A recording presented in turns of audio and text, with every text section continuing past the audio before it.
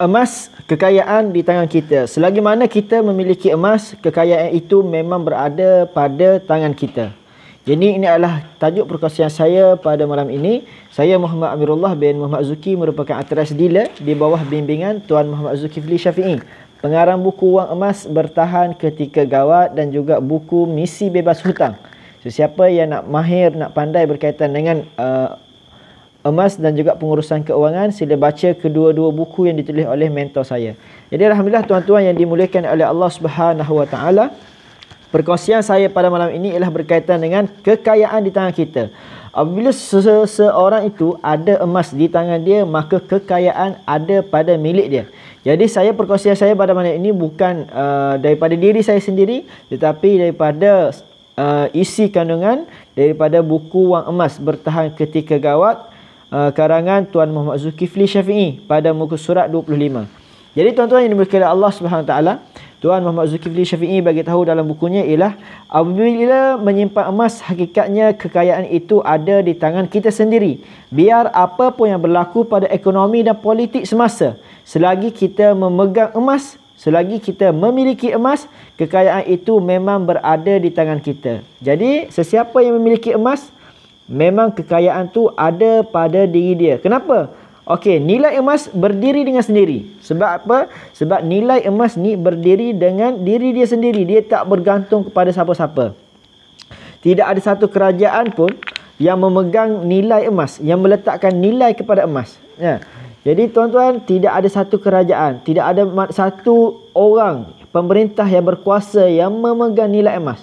Dan harga emas, nilai emas ni tidak dijamin oleh mana-mana kerajaan, tidak dijamin oleh mana-mana pemerintah, tidak dijamin oleh mana-mana kuasa. Sebab apa? Nilai emas ni terletak kepada berat dia dan juga ketulinan dia. Selagi berat emas tersebut dan selagi tinggi ketulinannya, maka semakin bernilai dan semakin mahallah emas tersebut. Ya. Jadi tuan-tuan yang dimuliakan oleh Allah Subhanahu Wa Taala, nilainya dipegang kukuh oleh berat dan ketulinan tanpa perlu jaminan sesiapa. Berbeza dengan aset yang lain, nilainya bergantung kepada faktor luar. Nah, aset lain dia dijamin oleh faktor luar. Contohnya duit kertas. Duit kertas ni, nilai duit kertas bukan pada kertasnya. Tuan Muhammad Zulkifli Syafi'i bagi tahu apa? Nilai pada duit kertas bukan pada kertas tersebut, tetapi bersandar kepada jaminan satu-satu kerajaan atau pemerintah. Nah, contohnya kalaulah kita kata nilai pada duit itu terletak pada duit, contoh duit 100, apabila kita potong 2 maka jadi 50. Adakah itu berlaku? Tak berlaku macam tu. Nilai dia apabila duit tu 100, kita potong 2, dia akan jadi nilai dia kosong, zero, tidak ada apa-apa nilai. Sebab apa? Jaminan kerajaan terhadap duit 100 tersebut apabila dia dalam keadaan baik. Apabila dah terpotong 2, dia tidak ada nilai. Nilai dia boleh jadi kosong. Jadi tuan-tuan yang dimuliakan oleh Allah SWT, apa Tuan Zulkifli Syafi'i bagi tahu apa? Duit kertas RM100 kalau dipotong 2, nilainya tidak menjadi 50-50. Tak jadi. Okey, duit RM100 kita potong 2, yang ni RM50, yang ni RM50. Tak jadi macam tu. Nilainya apa? Menjadi kosong. Kalau ia diconteng, nilainya boleh menjadi kosong juga. Kalau ia disimpan lama di bawah bantal, kita ada duit 100, 50, RM10, kita simpan di bawah bantal kita, ia boleh jadi tidak laku sebab ianya ada tarikh luput, sebagaimana duit shilling RM RM1 dulu. Duit shilling RM1 dulu telah laput, tak digunakan sekarang. Dan termasuk juga duit kertas RM500 dan duit kertas RM1000 yang pernah digunakan pada suatu masa dulu di negara kita. Dan duit-duit tersebut dah tak laku sekarang. Duit RM1 shilling tu dah tak laku sekarang. Duit RM500 pun tak laku sekarang. Duit RM1000 pun dah tak laku sekarang. Dan jadi kalau kita simpan dalam bawah bantal, tidak ada apa-apa nilai untuk jangka masa panjang.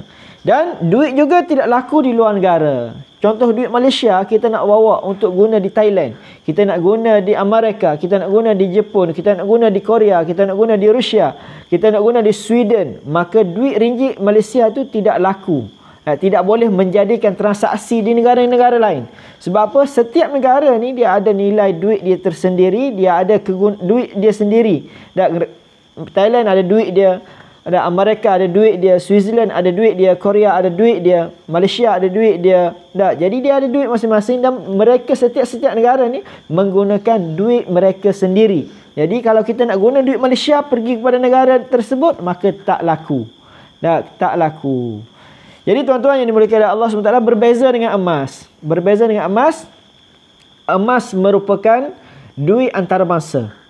Emas merupakan duit antarabangsa. Kita pergi kepada mana-mana negara. Pergi mana-mana negara, mana-mana tempat, mana-mana daerah, mana-mana negeri, mana-mana kampung.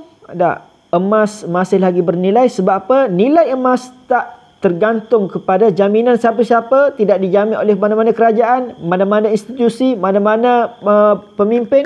Tetapi nilai emas terletak kepada berat dan juga ketulinan dia. Dan apa lagi yang ditulis oleh Tuan Muhammad Zulkifli Syafi'i? Nilai duit kertas bergantung kepada jaminan kerajaan.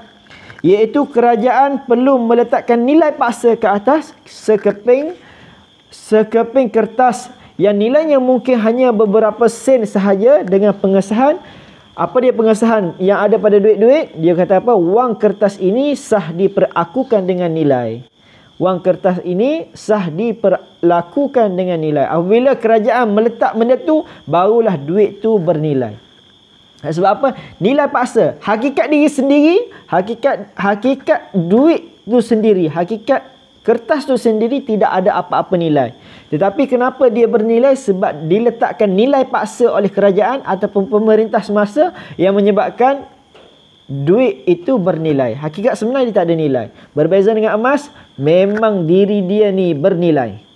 Memang diri emas ni lah yang bernilai. Okey, ni 5 dinar. Okey, 5 dinar ni berat dia 21.25 gram. Harga lebih kurang 5,700.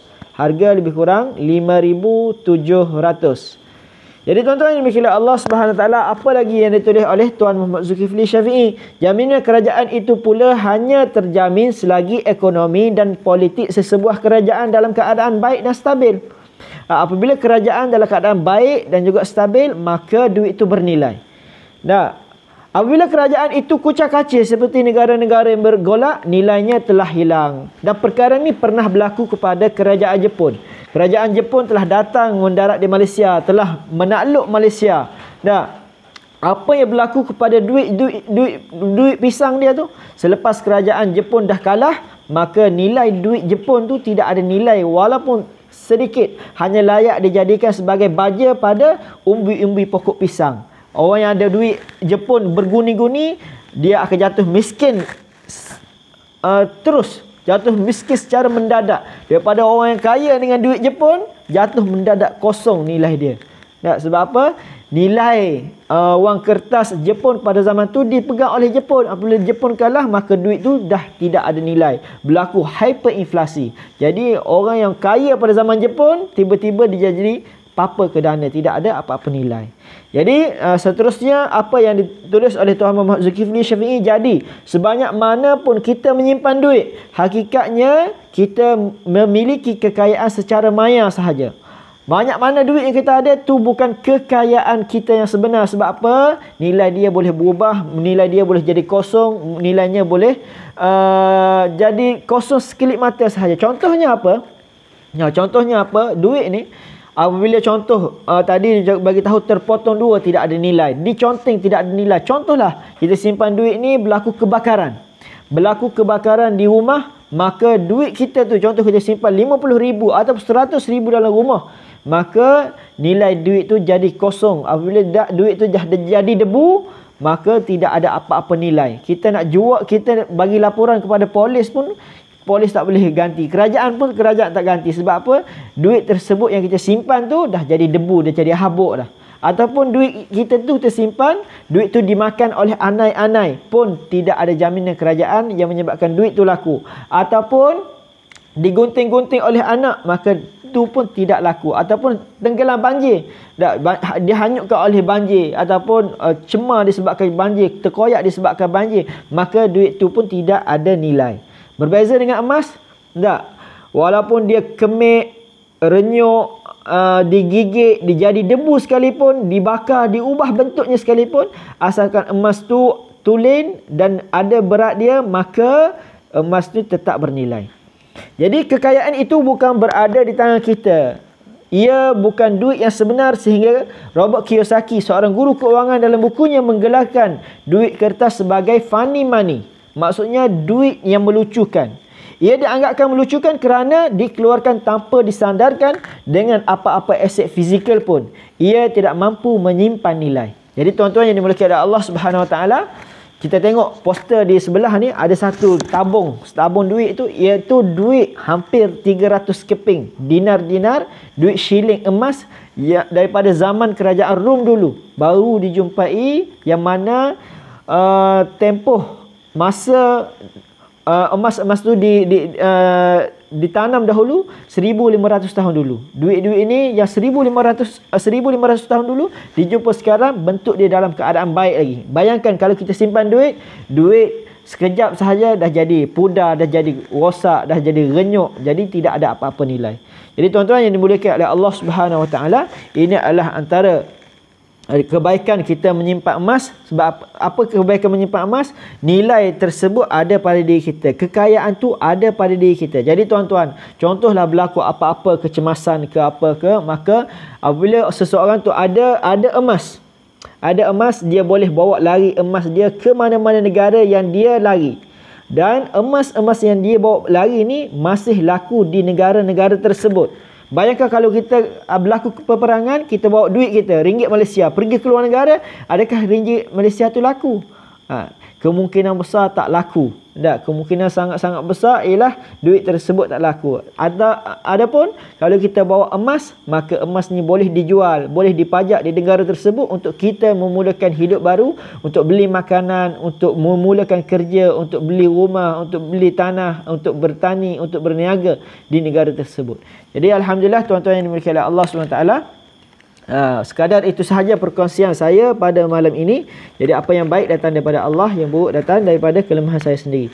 Jadi tuan-tuan yang masih belum memulakan simpanan emas, saya sarankan tuan-tuan memulakan simpanan yang pertama bermula dengan RM100 sahaja. Tuan Muhammad Zulkifli Syafi'i pun bagi tahu dalam buku dia, mulakan simpanan 1 gram 1 bulan melalui akaun Gap Public Gold. Jadi tuan-tuan, mula dahulu, adjust kemudian. Yang penting kita bermula. Tak. Jadi yang mana like, share, komen, live saya pada malam ini, saya ucapkan terima kasih. Moga Allah Ta'ala murahkan rezeki tuan-tuan dan dipermudahkan segala urusan tuan-tuan. Assalamualaikum warahmatullahi ta'ala wabarakatuh. Yang nak mulakan simpanan, sila klik link di atas, berhubung dengan saya akan bantu tuan-tuan 24 jam insya-Allah.